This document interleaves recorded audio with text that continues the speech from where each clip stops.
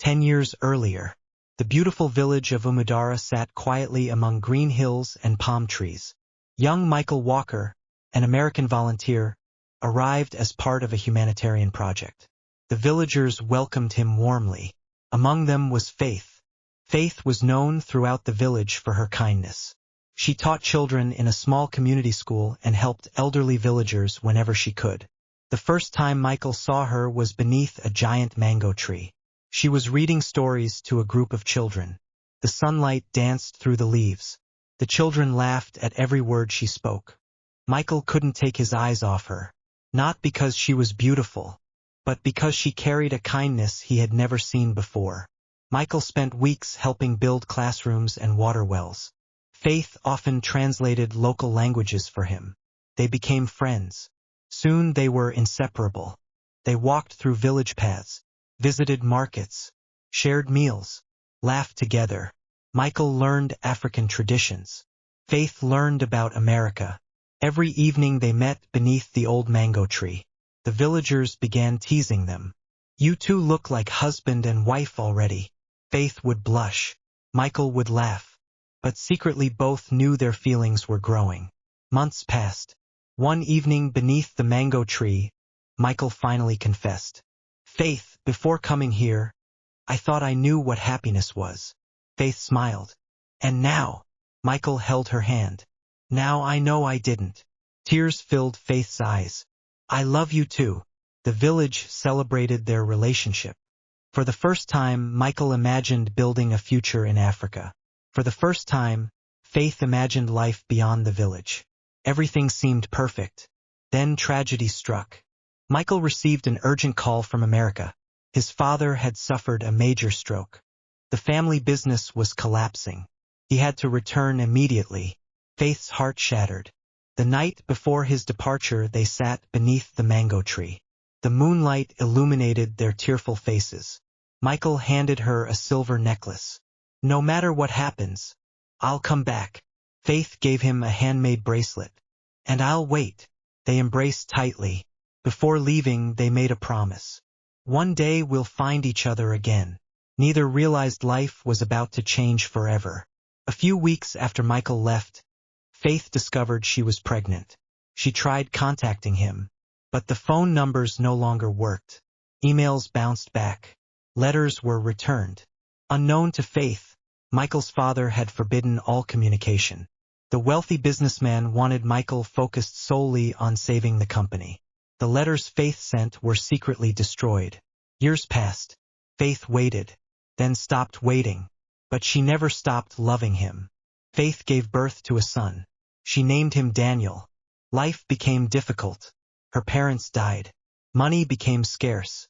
She moved from the village to the city. She worked multiple jobs. Cleaning offices, selling food, tutoring children. Every night she returned home exhausted. But Daniel always greeted her with a smile. "Mummy, one day I'll take care of you." His words gave her strength. Meanwhile, in America, Michael transformed the family company. Through hard work and determination, he became one of the most successful businessmen in the country. Magazines featured him. Television stations interviewed him. His company expanded internationally. Yet despite his success, something always felt missing. He never married. Whenever people asked why, he would simply smile. The right person never came back. Deep inside, he still remembered Faith. 10 years later, Michael's company opened a major branch in Africa. He relocated to oversee operations. Ironically, he settled in the same city where Faith lived. Yet neither knew. For months they passed within miles of each other. Different schedules, different neighborhoods, different lives. Fate was slowly bringing them together. Daniel was now 9 years old. Bright, kind, responsible. One afternoon Faith became ill while working. Daniel volunteered to buy groceries. That simple errand would change everything. The rainstorm arrived suddenly.